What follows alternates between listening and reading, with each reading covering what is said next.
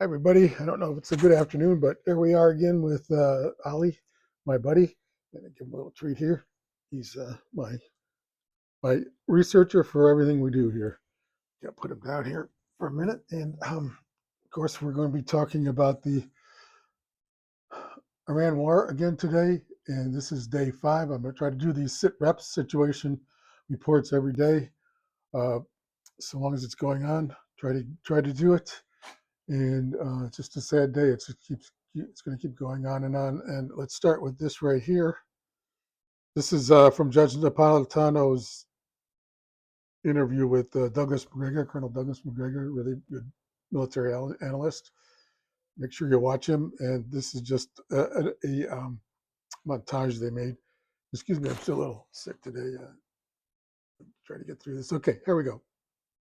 We should have never gone into the Middle East. We should have never gone into the Middle East. Under my leadership, we will turn the page forever. One of those foolish, stupid days of never-ending war. Say, we're rebuilding our military stronger than ever before, and we are not going to deplete it again on stupid, senseless, endless wars. World War III has never been closer than it is right now. We need to clean house of all of the warmongers and America last globalist and the deep state.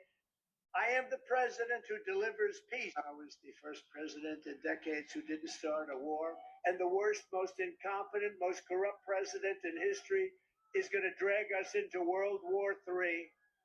And this horrible, horrible president is dragging us toward World War III. We're going to be in World War III soon because I think we would have been good with Iran. I don't want to do anything bad to Iran.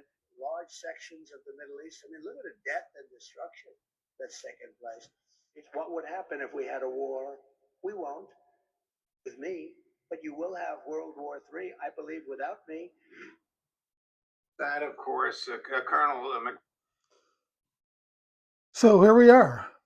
I voted for Trump 6 times, 3 primaries, 3 general elections. I was very enthusiastic for him, and I supported him wholeheartedly till last summer when he attacked Iran the first time, and also refused to release the Epstein files. Although we got some of the files, and we got this war, like you said, it could cause World War III, and it could. And it was a stupid president would do it. Well, there we go. We have a stupid president, and we have a war. And this 6 times I voted for this guy. What good is voting now? I don't know. I have to worry about that later. But I saw they have a new excuse today. I was watching Caroline Levitt on a press conference. She was talking to the press. She's the press secretary, I think, or communications director, whatever it is. And she's really radiant. She's pregnant. And women like that beautiful woman looks just incredibly beautiful. She's just, glowing, which is great. But let's look at what she said was that we've been at war with, this is not, Trump isn't starting a war because we've been at war with Iran for 47 years. Well, let's just put that aside. Why didn't he say that during this election here that I just played you all the stuff? Those are all from the 2024 election 2 years ago, 1.5 years ago. Why didn't he say that? Why didn't he say 2 years ago, I'm going to stop all the wars. I'm not going to start any wars. In fact, I'm going to end the Iran war by bombing Iran ceaselessly and senselessly and killing their leader and all that. Well, then he would have been honest. Honest. He didn't. And this war is just rapidly expanding here. Let me just point. United States is involved, of course. Israel involved, and Iran. Those are the main ones. But behind Iran, we have Russia and China. They're helping out. They're not sending troops there, at least that we know of. Probably won't. That wouldn't make sense. But they've been helping out, especially the last 8 months, 9 months since that June attack last year. And here's the other countries. Qatar natural gas production halted after Iranian drone strikes. Bahrain targeted by Iranian missiles. Saudi Arabia, U.S. embassy compounds and military assets hit. Kuwait struck by Iranian drones and missiles. Oman targeted by an Iranian drone waves, limited defensive role. Jordan hit by Iranian strikes, assisted in defensive intercepts. And our NATO allies France, Greece, Turkey, and Cyprus have engaged in limited defensive actions. And I think I mentioned Cyprus was attacked, and also Lebanon, Hezbollah has joined Iran. Strikes on Israel. Israel responding. Iraq, Iran-backed militias are attacking U.S. bases. Wait a minute, isn't Iran liberated by us? I remember that 23 years ago, mission accomplished, and Iran is all liberated, and Saddam was executed by his own people in a kangaroo court we set up. What about that? What about Iran? You know, Iran is something like 1/3 um, Sunni Muslim. That was what Saddam was, and 2/3 Shia Muslim, which is what Iran is. And the top for the Shias, uh, the top guy is uh, I think his name is Sistani. He's in Iraq. And number two guy was this guy Khamenei, who we just killed. And this guy Sistani, people are wondering if is he going to declare a fatwa or a their version of crusade against against America and against Israel. Then what happens? Our supposed ally in Iraq, which is they actually after 23 years they've been finally getting their act together. Now it's going to all be destroyed maybe. And also Syria, of course, targeted by Iranian drone launches, historical ally but weakened and with limited direct involvement. And of course, they're on our side now. The Syria, hey, it's run by this guy Al Jilani. He was Al Qaeda and ISIS, which we fought against. Remember Bush said you're with us or you're with the terrorists. Well, he's on our side now. So are we with the terrorists? What are we supposed to do? Bomb ourselves? And Yemen. Uh, Everybody's waiting to see if Yemen shuts down the Red Sea again, like they did a year ago in Operation Rough Rider. But they defeated what's our president Bush? Oh no, Trump. They defeated him. Trump backed off. So already the Iranians have shut down or they're in the process of shutting down the Strait of Hormuz, shutting off oil to most of the world, or not, or much of the world, including Korea and Japan, our allies. And so it's unfolding into a gigantic mess. And here's another one here. I get this thing. It's from a group called Hope for Ukraine. They favor the war. They're on Ukraine's side or the Ukraine government side. And they said here they sent me this thing.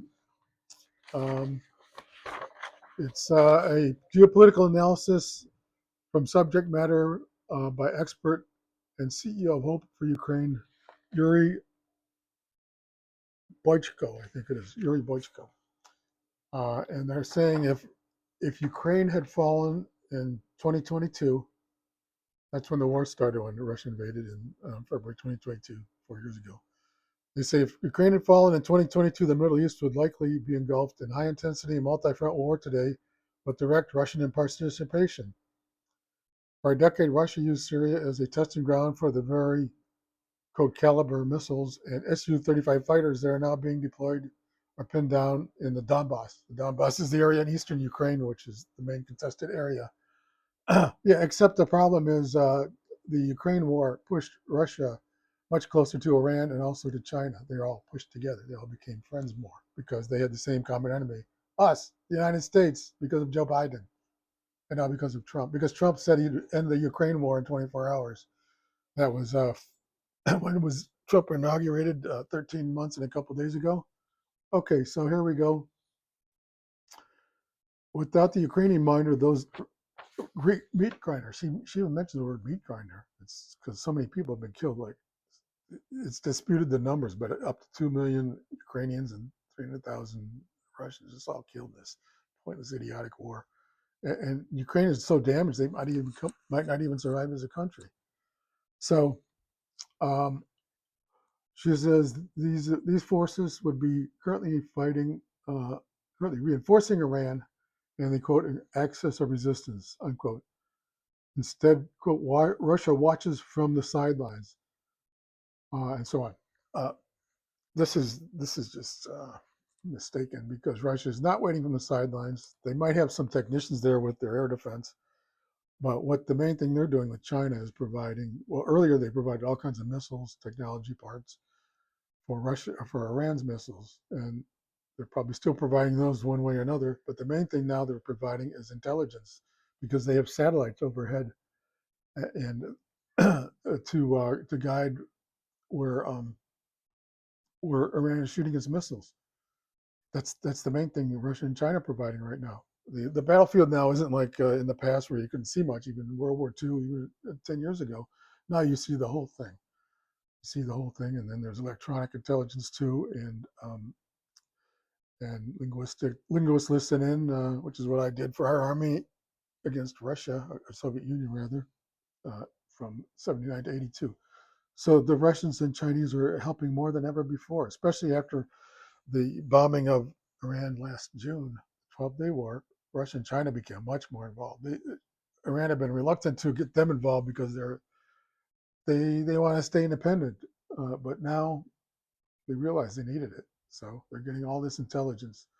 And the Ukraine war itself showed this because Ukraine would have done nothing without American intelligence showing them where to shoot the missiles and drones and so on. Without that, so what that means is this is just a big mistake and on this whole thing. And what else did I have here? Let's see. Okay, and the other thing I had was, if I can find it right here, is on the issue of, where is it? Excuse me.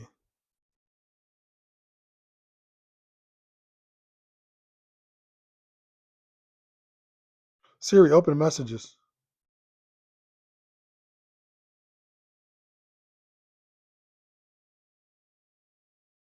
Well, I'll tell you what it was. It was Harry Enton, the CNN numbers guy. He does all the polls and everything and exit polls because there was an election in Texas yesterday.